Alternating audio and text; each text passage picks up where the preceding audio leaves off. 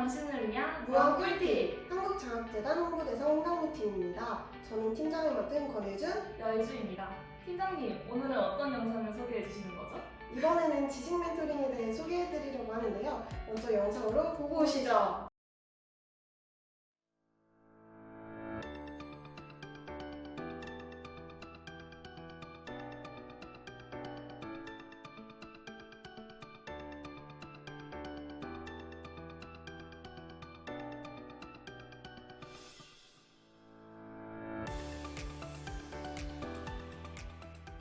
와, 정말 유익한 정보들이었는데요. 맞아요. 이 정보를 바탕으로 퀴즈를 진행해 보도록 하겠습니다.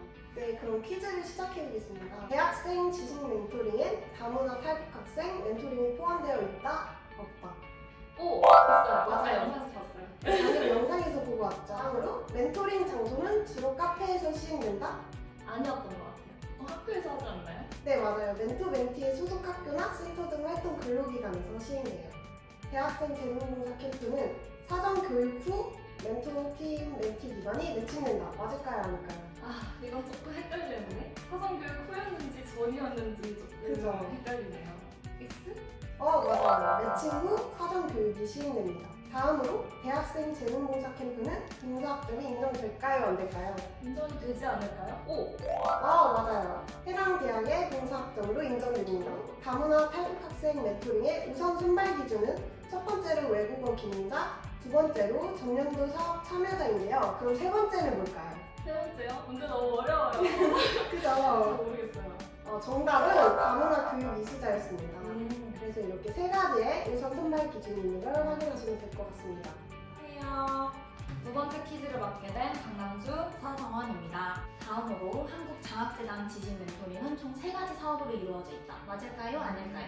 이건 알죠. 오! 맞았어요. 다음 대학생 재능봉사 캠프와 대학생 청소년 교육지원장학금의 공통점은 소속 대학으로 신청해야 한다는 점이다.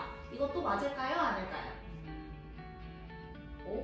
오, 맞았어요. 이것도 오해요.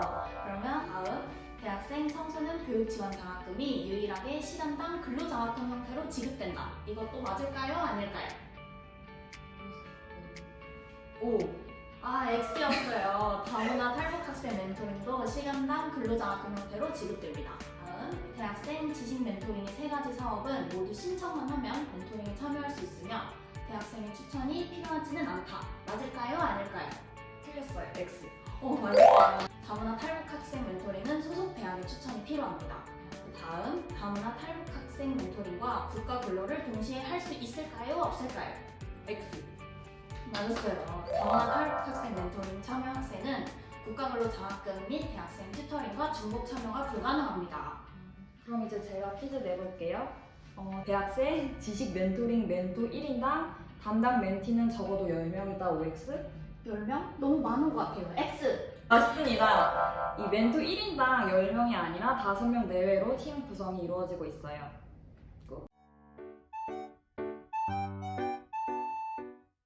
네, 저희 팀에도 실제로 지식 멘토링에 참여한 친구가 있는데요. 그럼 어떤 활동을 했는지 간단하게 소개해 주실 수 있나요?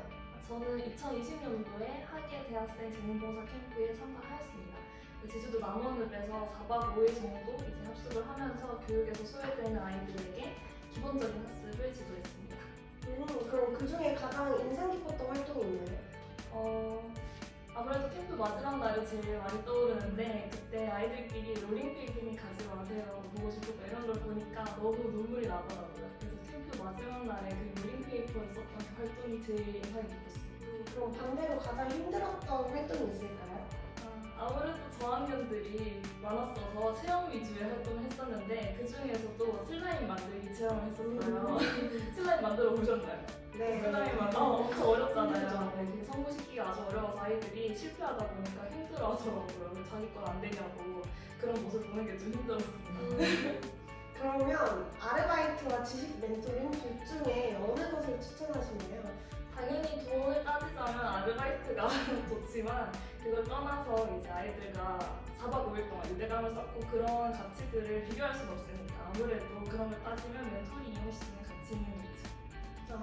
그럼 교과목 중 어떤 교과목을 지도했는지 알 수 있을까요?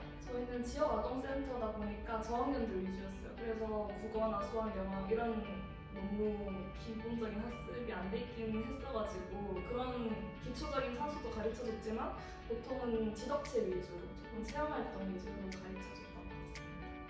그러면 혹시 멘토링은 어느 장소에서 주로 진행되는지 여쭤봐도 될까요? 아까 영상에서 보셨겠지만 따로 저희가 장소를 마련하는 게 아니라 매칭된 기간에서 하면 돼요. 그래서 남원읍에 있는 지역아동센터에서 모든 수업을 진행했습니다. 혹시 멘토들 사이에 교류는 없었나요? 저희는 같은 과 동기들끼리 갔었거든요. 과 동기랑 과 선배. 그래서 이미 알고 있는 사이였는데 아마도 4박 5일 동안 막 정보동력하다 보니 엄청 유대감을 쌓을 수 있었던 것 같아요. 제가 듣기로는 재능봉사 캠프는 사전 교육을 이수해야 된다고 하는데 혹시 네. 어떤 방식으로 이수되는지 알 수 있을까요? 사전교육은 일단 한국장학재단 측에서 저희 학교에 직접 오셨었고요. 대강당에서 이제 다 신청한 사람 불러놓고 일괄적으로 교육을 진행해 주셨습니다. 그러면 혹시 활동을 비대면으로 했는지 대면으로 했는지 그리고 혹시 비대면으로 했다면 힘든 점은 있었는지 알고 싶습니다. 저희는 운 좋게도 저희가 신청한 기간이 되게 소규모의 지역아동센터이기 때문에 오프라인으로 할 수 있었습니다. 그러면 이 활동을 어떻게 참여하게 되었는지 궁금한데 저도 원래 이런 게 있는지 몰랐었는데 과 소모임에서 이런 게 있다고 갈 사람 신청해라 해서 그렇게 추진한 활동이었습니다. 그럼 혹시 이 활동에 참여하기 위한 그런 조건 같은 게 있는지 궁금합니다. 조건이라기보다는 수업 진행 계획을 미리 1차 신청을 받아요. 한국장학재단에서. 그때 계획서를 보고 이분들은 뽑아 되겠다 하면 2차부터 이제 기간 매칭에 들어가는 거기 때문에 1차에 통과를 해야 되잖아요. 그래서 그 계획서를 좀 열심히 쓰실 필요가 있다고 말씀드리고 싶네요. 어떤 대학생들한테 추천하는지 일단 당연히 교육업계에 종사하고 싶으신 분들은 그런 활동이 어떤 스펙이 될 수도 있으니까 하시면 좋겠지만 그냥 그게 아니더라도 자기가 삶이 너무 무기력하거나 어떤 터닝 포인트가 필요하다? 그런 아이들을 가르쳐보는 경험을 통해서 뭔가 그게 기회가 될 수 있거든요. 그래서 그런 분들에게 조금 추천드리고 싶어요. 그럼 이제 마지막으로 이제 지식 멘토링을 하는 사람들을 위한 꿀팁이 있다면 전수해 주실 수 있나요? 제가 이 질문을 사전에 받고 무조건 이거 말씀드려야겠다 생각했었는데요.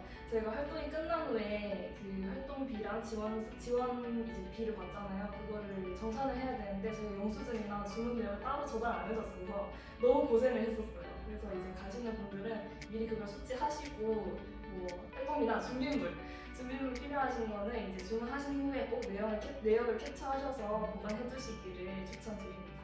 미리 해두세요.